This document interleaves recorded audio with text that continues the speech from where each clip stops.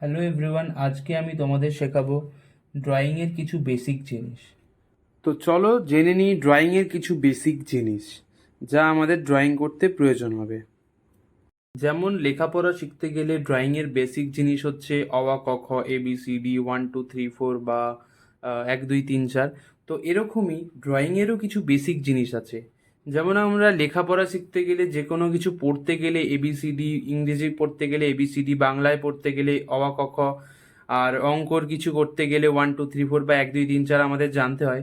সেরকমই ড্রয়িংয়েরও কিছু জিনিস না জানলে আমরা ড্রয়িং করতে পারবো না। তো ড্রয়িং করার আগে ড্রয়িংয়ের কিছু বেসিক জিনিস আমাদের জেনে নিতে হয়। যেমন প্রথমত আমাদের একটা এরকম কিছু সিঙ্গেল লাইন টানতে হবে, সোজা রেখা, যেগুলো হয়তো তোমাদের প্রথম প্রথম সোজা হবে না, বাট তোমরা চেষ্টা করবে সোজা হবার আর একবারে টানার। কখনো চেষ্টা করবে না যে কখনো আস্তে আস্তে টানার চেষ্টা করবে না, যা টানবে একবারে টানার চেষ্টা করবে। একবারে টানলে কি হবে, তোমার কনফিডেন্স লেভেলটা বাড়বে এবং তোমার ড্রয়িং করতে গেলেও তোমার কোনো অসুবিধা হবে না, একবারে সোজা লাইন তুমি টানতে পারবে। এটা ডেলি তুমি 100টা করে প্র্যাকটিস করতে পারো। 100টা করে ডেলি প্র্যাকটিস করতেই হবে তোমাকে। তুমি যদি ড্রয়িং শিখতে চাও তোমাকে 100টা করে ডেলি প্র্যাকটিস করতে হবে এই লাইনটা। আর আর লাইন আছে তোমার এই এই সোজা লাইনটা। এই সোজা লাইনটাও তোমাকে সেম টানতে হবে। তো আরও কিছু লাইন আছে, যেমন এরকম একটা ব্যাকা লাইন আছে, এই লাইনটাও তোমাকে অনেক 100বার মতো প্র্যাকটিস করতে হবে। আরও কিছু লাইন আছে যেমন এই লাইনটাও তোমাকে প্র্যাকটিস করতে হবে 50বার। তুমি এটা করতে পারো যে 50বার এদিক থেকে টানলে, 50বার আর এদিক থেকে টানলে, তাহলে কি কি হবে, তোমার দুদিক থেকেই টানাটা প্র্যাকটিস হয়ে যাবে। তো এরকম করে এটাও সেম, ওপর থেকে নিচ পর্যন্ত একবার টানবে, নিচ থেকে ওপর পর্যন্ত একবার টানবে। এটাও সেম, ডান দিক থেকে বাঁ দিক বা বাঁ দিক থেকে ডান দিকে তুমি টানতে পারো। যাই হোক, এরকমভাবে তোমাদের টানতে হবে 50টা করে এদিকে, 50টা করে এদিকে। তো এরকমভাবে টানলে এরপরের লাইনটা হচ্ছে আমাদের এই যে এই লাইনটা, বা যেটাকে আমরা বলি বক্ররেখা। এই লাইনটাও তোমাকে সেম প্র্যাকটিস করতে হবে এরকমভাবে ডেলি। এদিক থেকে 50টা, এদিক থেকে 50টা, টোটাল 100টা করে তোমাকে ডেলি প্র্যাকটিস করতে হবে। কি এটার নাম হচ্ছে horizontal line, HORIZONTAL, horizontal, LINE, horizontal line. আর এটা vertical line, LINE, vertical line. Horizontal লাইনের বাংলা অর্থ হচ্ছে অনুভূমিক লাইন, অনুভূমিক লাইন।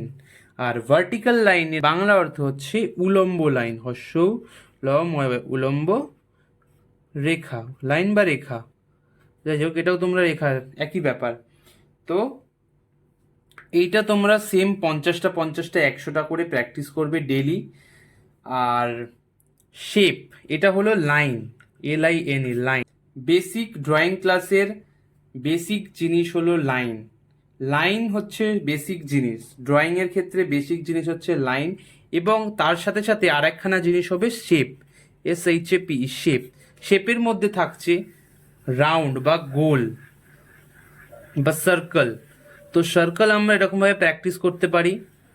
তো অনেকেই ভাববে যে না আমারটা তো ব্যাকা হয়ে যাচ্ছে, আমারটা তো ব্যাকা হয়ে যাচ্ছে। হ্যাঁ, ব্যাকা হবে, বাট করতে করতে এটা গোল হয়ে যাবে।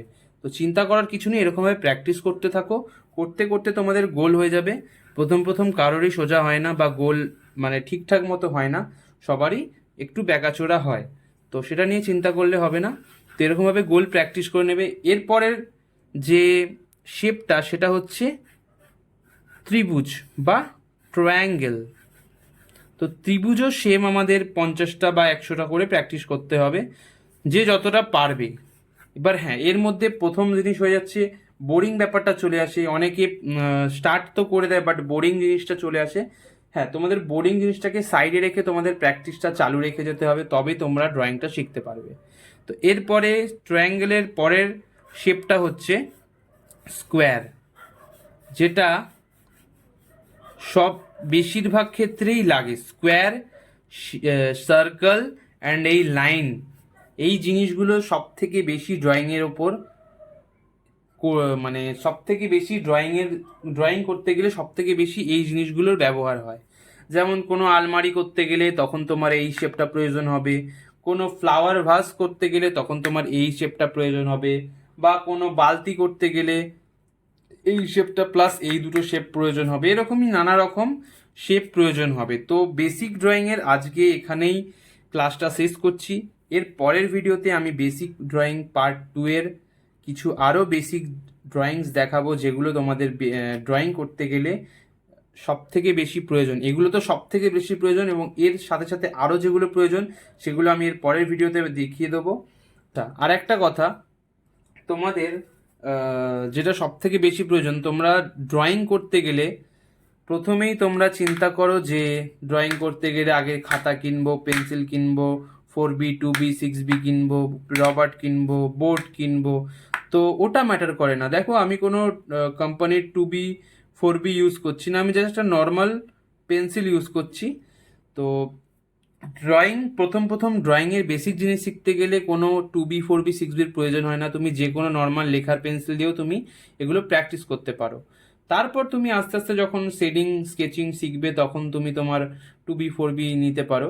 বাট এখন কোনো মানে ড্রয়িংয়ের বেসিক জিনিস শিখতে গেলে এই পেন্সিলের কোনো ম্যাটার করে না, তুমি যে কোনো পেন্সিল দিয়ে করতে পারো। চাইলে তুমি এই যে আমাদের ডট পেন হয়, ডট পেন বা ইউজ অ্যান্ড থ্রো পেন, এগুলো দিয়েও তুমি প্র্যাকটিস করতে পারো। আমি করে দেখাচ্ছি। এই যে লাইনের সোজা লাইন ড্রয়িং, এরকমও প্র্যাকটিস করতে পারো, প্লাস তুমি এরকমও প্র্যাকটিস করতে পারো।